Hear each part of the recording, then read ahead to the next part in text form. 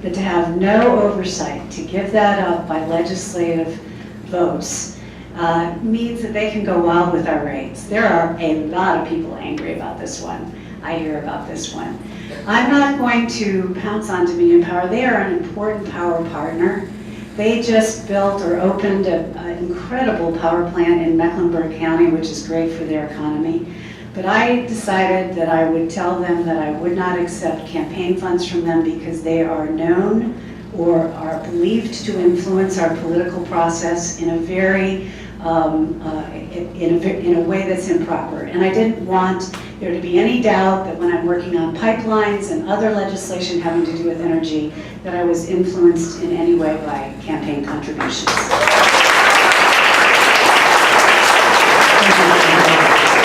Jen, you answer the next question first. What should the federal government be doing to combat sea level rise?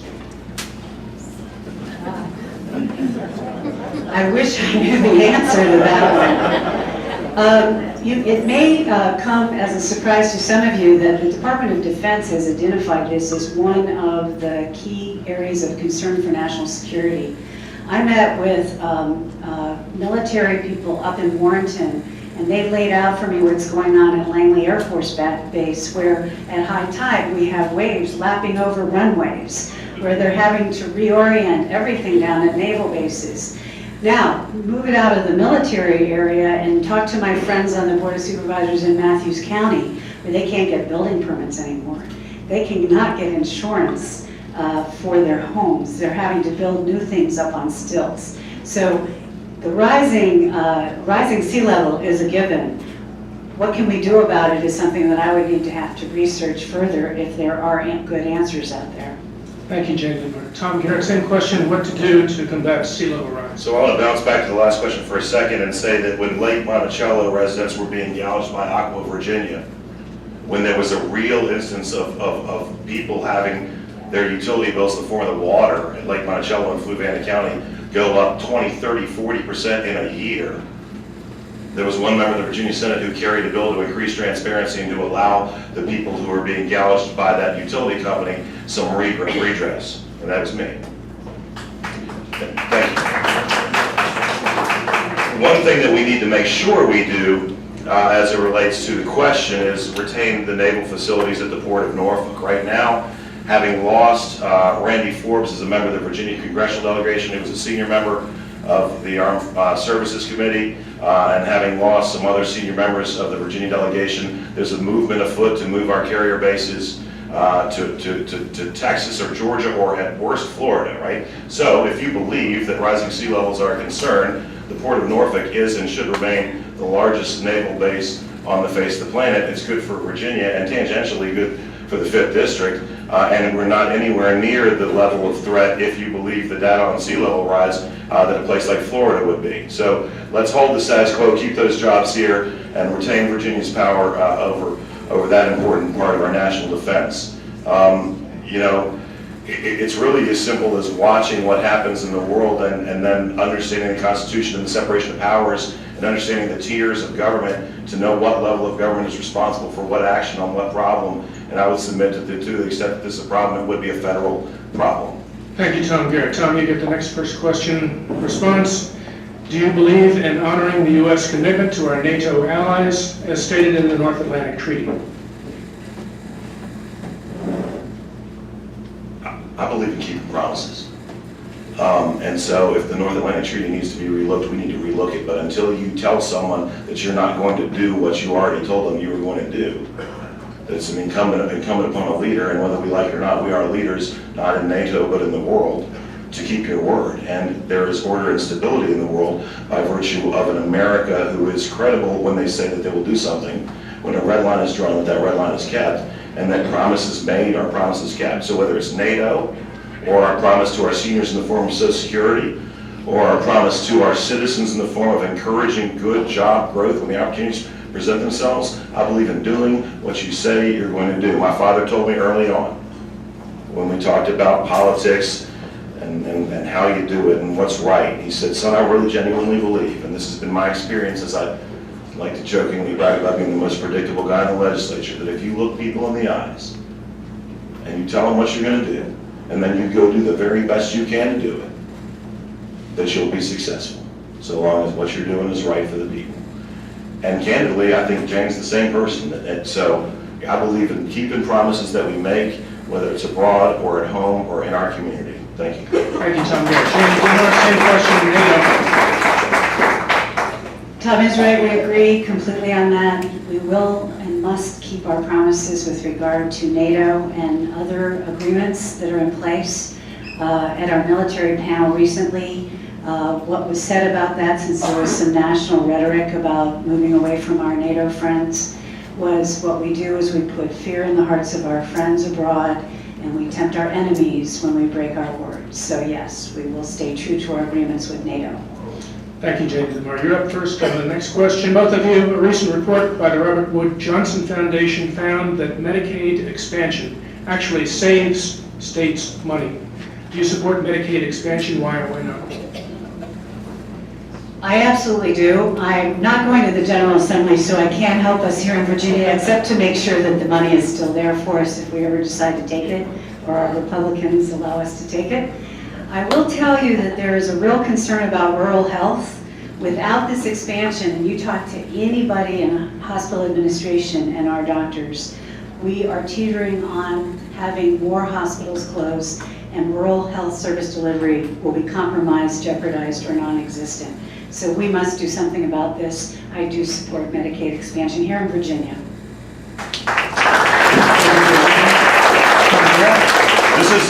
This is a prototypical question to differentiate between learners and thinkers. Learners can go ABC and 1, 2, 3, and thinkers say why, what next? Because Medicaid 30 years ago was about 5 or 6% of the state's budget. The last time that we did a biennial budget, it was about 25 or 26% of the state's budget. So now we have something that's growing, that's doubling in size year after year and redoubling. And we talk about federal money for Medicaid expansion as if it's special money that comes from a different pool. The pool that federal money comes from are the pockets of everyone in this room and their children and their grandchildren. Ultimately, Medicaid expansion would expand a program that's already expanding exponentially. Say that 3 times fast.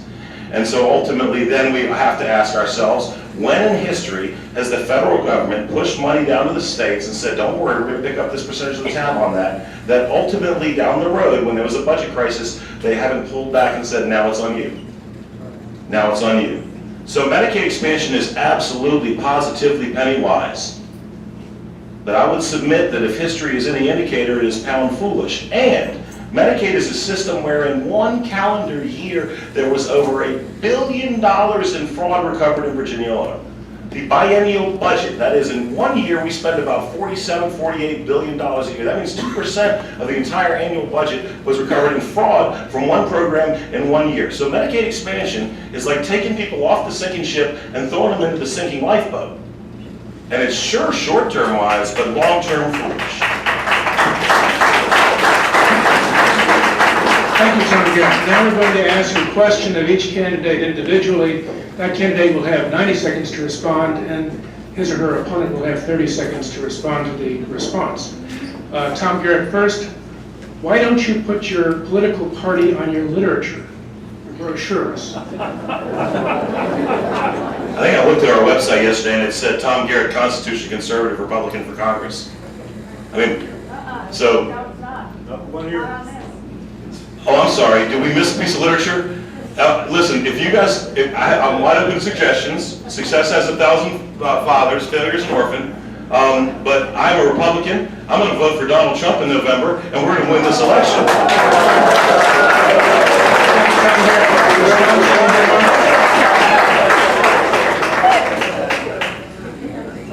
I have that information on my literature, and there's fewer and fewer Republicans that are selecting your standard bearer there.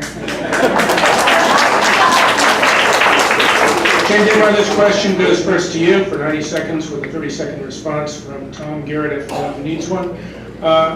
Jane, how are you going to fulfill your internet plan without raising taxes? Great question, whoever asked it. There's misunderstanding about this plan, and so I better explain it, and I appreciate the opportunity.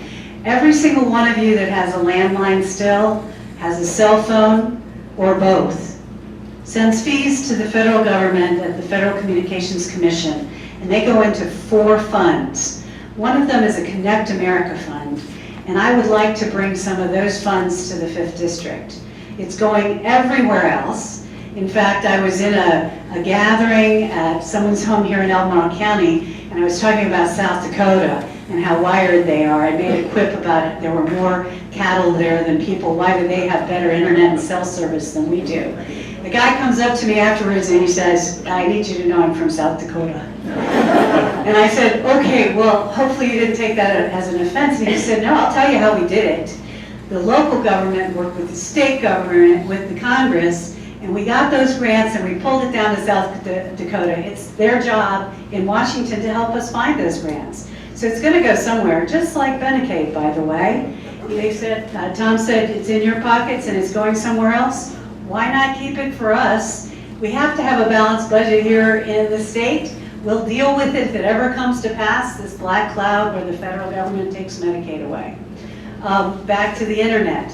There are other funds there to bring down for our libraries and our schools, and it's not tax dollars. It's your money that's parked in funds that's going every other place in the 5th District. Thank you very much.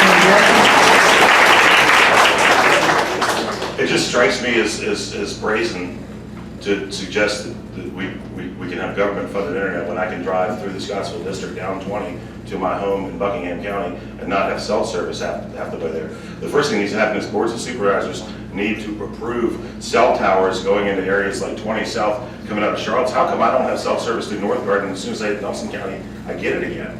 So ultimately, it does take the collaboration of local and state and federal officials, and we need to recognize that most of the internet that we're talking about here is driven off the very cell towers that people on boards of supervisors vote against allowing, right? So let's solve one problem at a time.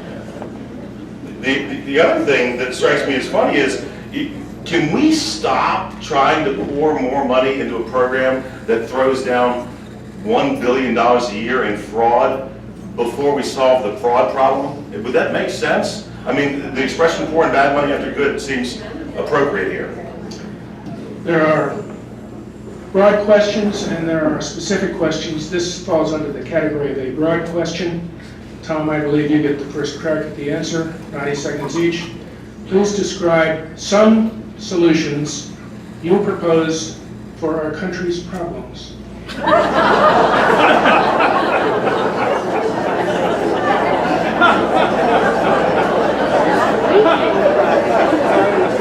In 90 seconds. So what makes America great is its people, and what makes America's people up are ideas, and ideas aren't always in agreement with one another, but when we create a climate in which individuals can take initiative and see the fruits of their labor come to fruition, and then keep some of the fruits of their labor to expand that idea, then we get jobs and prosperity and growth, and so that's something that we need to move back towards. We cannot have a government in the business of picking winners and losers, because surely we will disagree over who the winners and losers should be. So we need to base this nation and its greatness on not its government, but its people. And then we need to have creative outside the box thinking on how we keep the promises that we've made to society. How do we ensure that my mother never needs to worry about whether or not she'll receive her Social Security check? Well, one way to do that is by also alleviating some of the student loan crisis, but allowing individuals, right, to make choices for themselves about when they want to receive that benefit.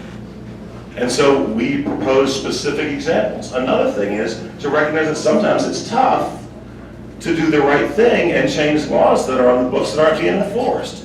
Things like hemp and medical marijuana, children with intractable epilepsy and glaucoma, areas where we know that there is a legitimate use. Change the laws to recognize and reflect reality. We need a political class that's not so concerned with when people boo them or jeer them or heckle them that they won't do the right thing even when the right thing is hard. And that's how we solve America's problems. Thank you, Tom. First when I heard that question, I went, whoa. But actually, it's a great question, and I have two answers for that.